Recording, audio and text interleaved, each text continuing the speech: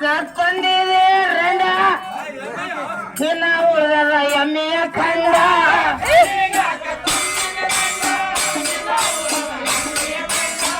ಇದು ನಾಲ್ಕಲ್ರಿ ಮಾತ ಸೂರ್ಯಕಾಂತ್ ಗೌಡ ಅಲ್ಲತ್ತಾನ ಅವ್ನ ನನ್ನಿದ್ರೆ ಭಾರಿ ಇದಾವ್ರು ಮನೆಗೆ ಅಕ್ಕ ತಂದಿದೆ ರಂಡ ಇನ್ನ ಉಳಿದ ಎಮ್ಮೆಯ ಖಂಡ